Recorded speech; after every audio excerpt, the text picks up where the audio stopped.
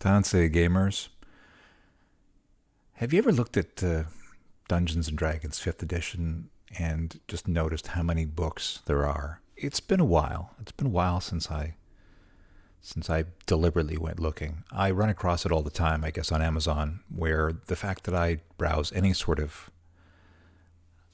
RPG content just really invites the website to try to give me more options to look at. So I do run into the books whether I want to or not. But I thought I would just have a look here to see exactly what they're trying to sell and what's available. So this is the product catalog for 5th edition. And okay, so there's 8, and then it says load more. So we'll load more. And then it shows me another 8. So that's 16. So let's load more. There's 24. And then load more.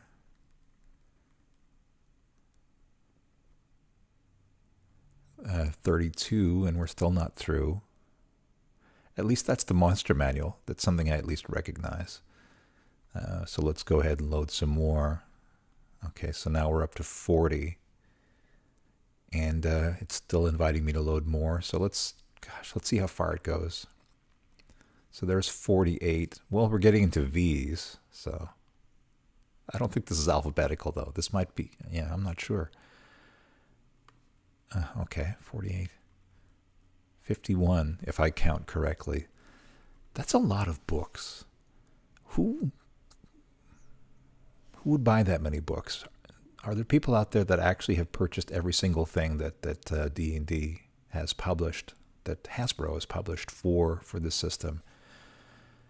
And when I think of the cost of what those go for, and in Canada it can be $40, $50, $60 per book, that is a huge investment.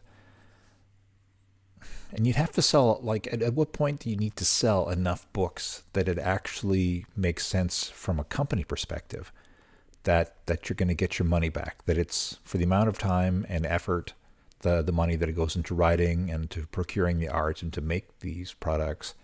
How many of them do you have to sell for that to be a worthwhile endeavor? When I look at 51 books there, it just seems ridiculous until you think about, well, who are these books for? Really, to run any version of Dungeons & Dragons since first edition back in 1979, I guess, is when the Dungeon Master's Guide, the third of those 3 core books, came out. You could get by on just having those 3 books. But by the time second edition came out, there was this thing called splat books, so that's what they've been called retroactively, in that they realized that there was money to be made by just creating more and more and more of these supplementary products on top of the 3 core books and trying to sell those. But who are those targeted at? And it would be ridiculous to think that there are enough dungeon masters in the world to be able to purchase, 4, 5, 10, 15, 20, 51 different books in order to make those all decent bestsellers to justify the fact that they exist at all. So it doesn't take that much thought to realize that it's players. They're not just marketing towards the people running these games, they're marketing towards the people that are going to be playing in these games. So there are all these supplementary books that are created to add, more player options and more character classes and more complexity that is exciting for the player to think about adding into the game that they're playing right now.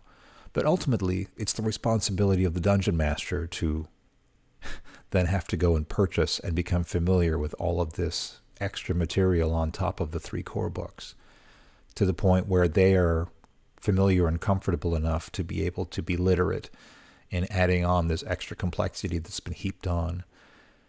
And I find it all a bit overwhelming. I don't want to be that sort of a dungeon master. And this is why, number one, I've always been interested in books that can be expressed as far as one contained core rules volume, and specifically basic as a framework.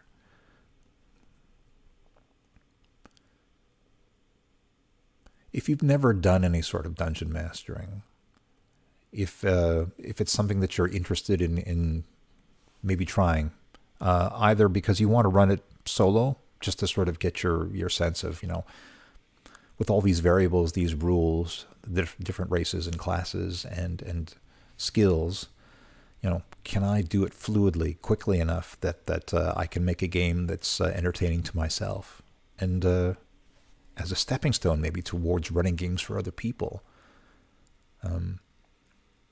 Maybe this is a good stepping stone. What I like about the design of Basic Fantasy Role-Playing Game, and it's very intentional, is that it is designed to be a self-contained book system within a single volume. And if you look at the sort of things that are available through Amazon, through Lulu, through other locations, you will not find these supplementary rule books anywhere. What is available for this system has to be compatible with the core book.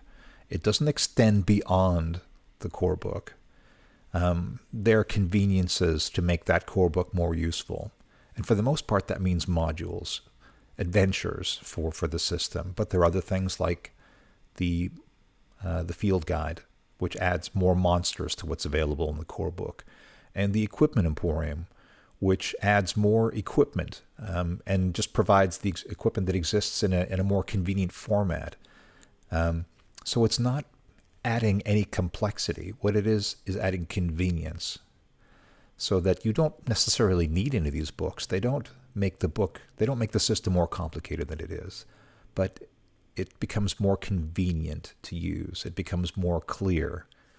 But everything that you need to know about running a system, about running a fantasy adventure, is all within one single volume. And I like that.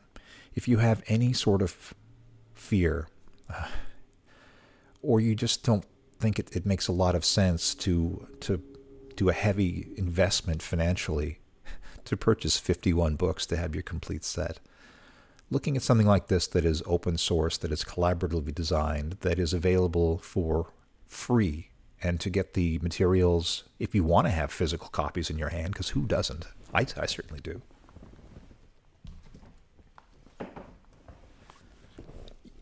To purchase something like this, you're paying the cost of printing it physically, and this is a hardcover book. This is at the cheapest price that it can be made and sold for, because Basic Fantasy is all about the love of the game. If you don't want to purchase a book, but you still want to have something physical, it's very simple to go that route also.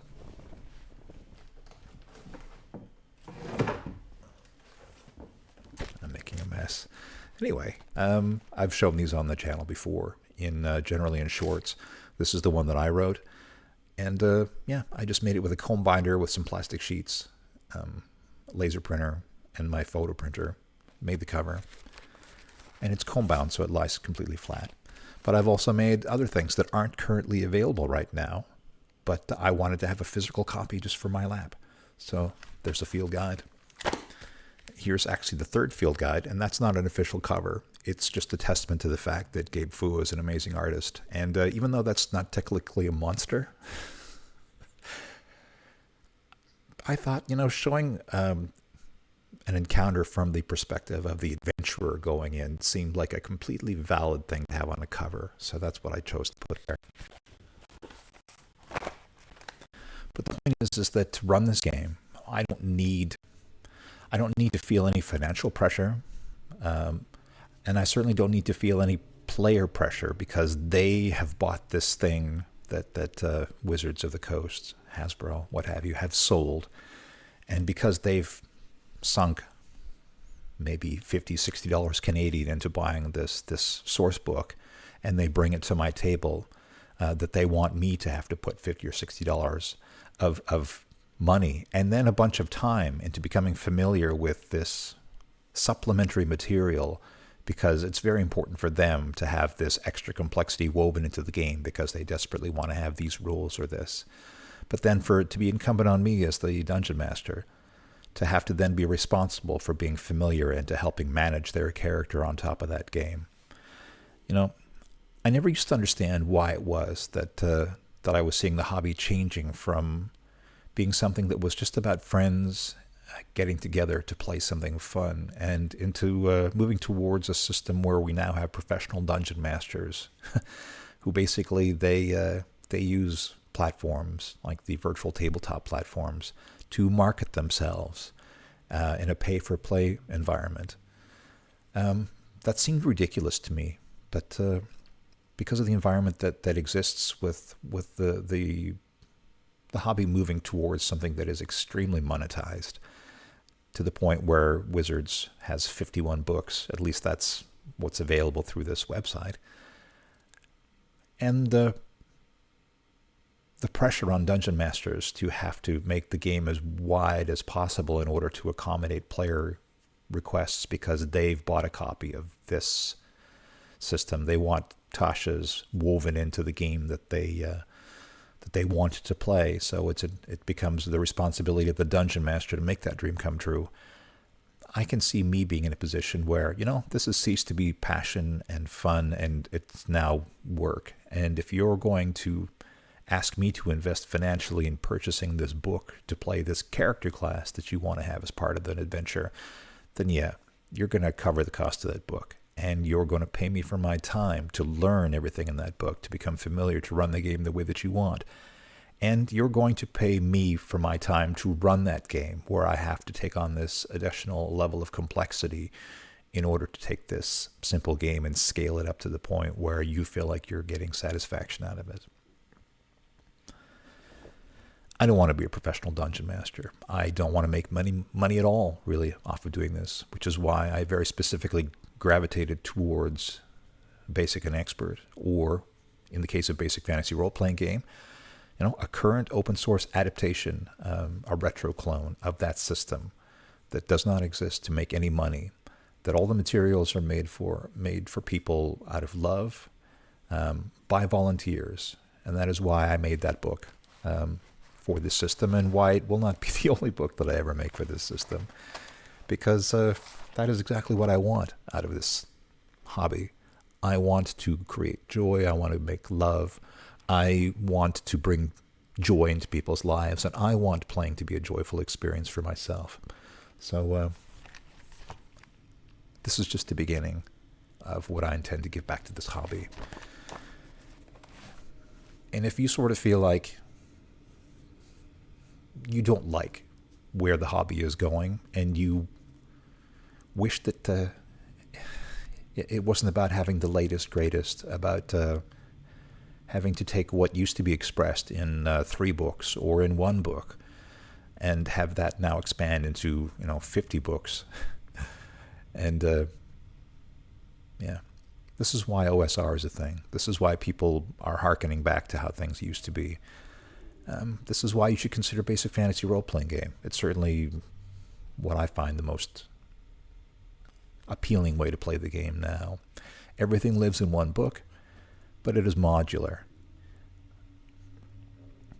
So the reason that you can't go online and buy more expanding rules for the system, we're not in the business of selling rules to anybody, but we're also not against those rules existing. If you come to the Basic Fantasy website, basicfantasy.org, on the downloads page and on the showcase page, there are plenty of ways that you can add more complexity to the game. It is designed to be modular. This is your default settings, where you have a perfectly functioning game with everything included. But if you want more races, if you want more classes, if you want more spells, if you want more rules, you can scale this game up to be as complex as you want. While some other OSR systems have specifically gone out and created an advanced edition of their original game, this will never exist for Basic Fantasy. You create your own advanced game a la carte by choosing the extra rules that you want to add to the Basic Fantasy core book to make it exactly the game that you want and no more. You can take all these published things that we've created and distribute only electronically through the website and bind them together to make your own book. Take those PDFs, or actually you don't even need to take the PDFs. You can, if you've got a good slicing and dicing application. I have. It's a Linux one, but I'm sure they exist for Windows. And you can combine whatever combination of supplements you want to make your own custom mix of basic fantasy role-playing game that can be as close to the core system or as scaled up like 1st, 2nd edition advanced D&D or beyond that you want to, and distribute that for free to your players in the PDF format. But it doesn't need to be any more complicated than this, and it doesn't need to be any more expensive than the cost of this one book that you can get at cost, plus about 50 cents in hardcover and softcover, depending on where you live. In any case, yeah. If Wizards, if Hasbro, if just this constant barrage of newer, more, bigger, just kind of makes you scratch your head. It makes you anxious. It makes you think I have a case of FOMO. Yeah, look elsewhere. It doesn't even have to be basic fantasy. That's what I've chosen to get behind because I love open source. I've been a Linux user for 20 years.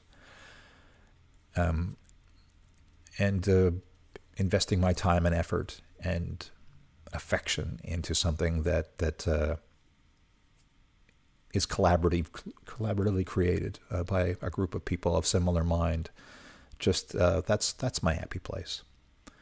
But in any case, there are plenty of single book systems out there that you can manage, that you can decide, well, this is the core book, this is everything that exists, and not be in a situation where your player shows up at the table with something that they've purchased that they desperately want you to integrate because they've already invested in it.